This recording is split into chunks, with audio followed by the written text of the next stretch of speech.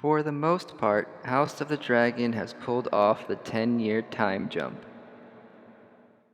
Introducing Emma Darcy via a birthing scene as Rhaenyra pushes us into the deep end, though remarkably not deep enough for me to lose my bearings.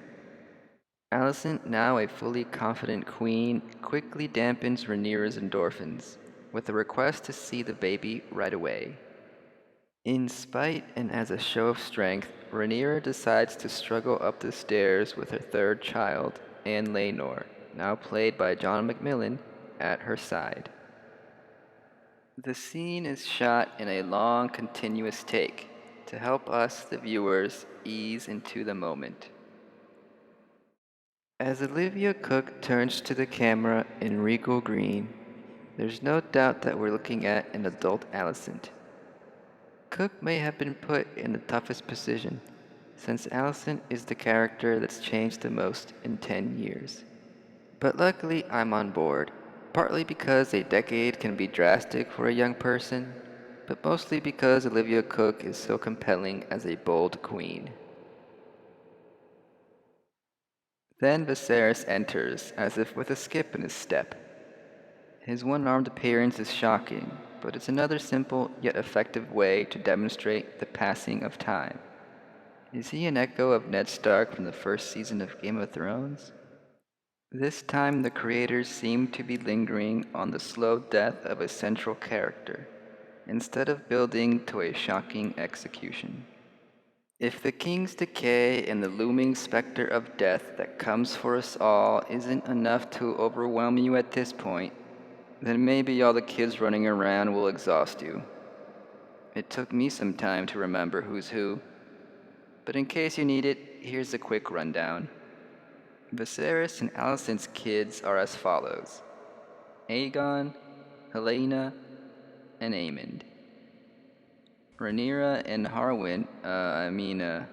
Laenor have Jacaerys, Lucerys, and Joffrey.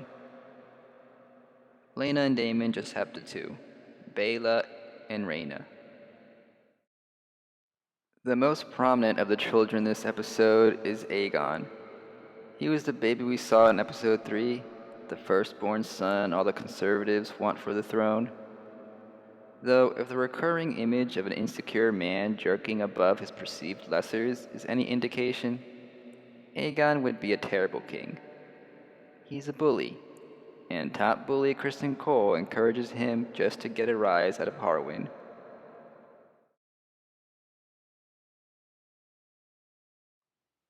Kristen Cole is an ugly man now. A decade of hatred for Rhaenyra has fermented in his gut and is now too strong for even Alicent to tolerate.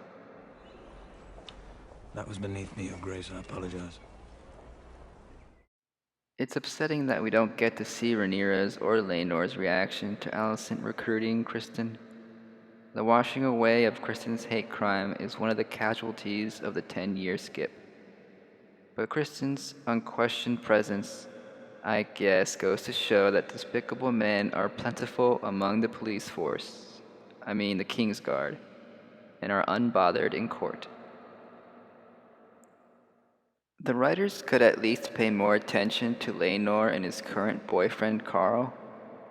I hope we are not doomed to only see Laenor's closeted romance in the background of the show from now on. And we better see that purple-bearded general he mocks at some point too. Dyes his beard purple and wears women's frocks. It's becoming clear now that any allusions to race or colorism in the series are incidental, rather than being choices made by the writers.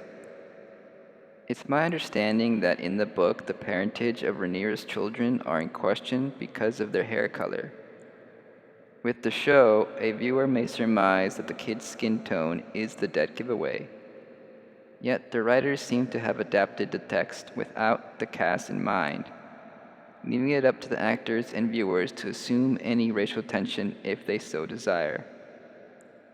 I suppose the colorblind approach is easier to navigate for the producers of the show, but they also overlook any downsides, such as the optics of Lena's short screen time and life.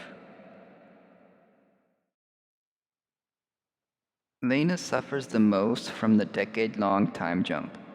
Either they were careless or something went wrong when selecting teenage and adult Lena, because out of the 4 actors that were recast, she's the most jarring change.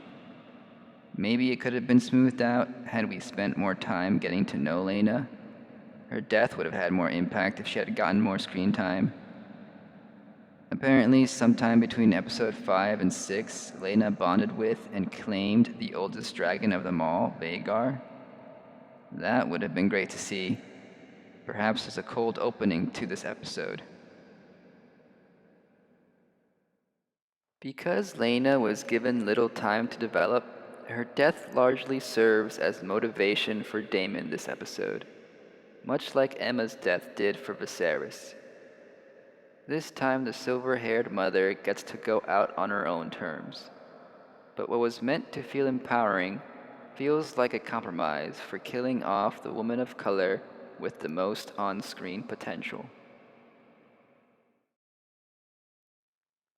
Alas, Westeros is no place for dreamers. Rhaenyra is certainly feeling the pressure at the Red Keep, and so takes her family of misfits to Dragonstone. As the central protagonist of the series, it's a relief to see how well Emma Darcy embodies Rhaenyra. I find her defiant nature easy to root for, while Alicent's sternness is increasingly unappealing. But I remain sympathetic thanks to the 5 episodes we spent with Alicent in her youth.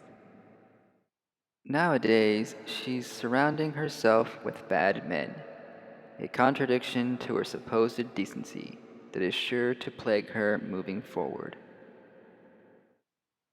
I'm not so sure about Larys Strong as a villain.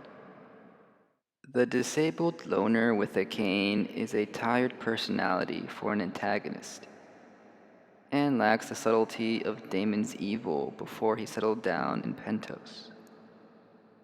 Thematically, though, Larys' speech about the folly of having children works very well to set him apart from everybody else on the show. Perhaps it would have landed even better if we had more scenes of Larys interacting with his father and brother before he ordered their death.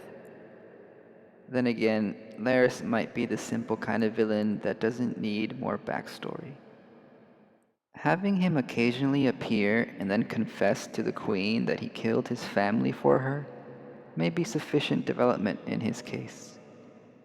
After all, part of his creepiness comes from his dispassionate delivery of information, whether mundane or shocking.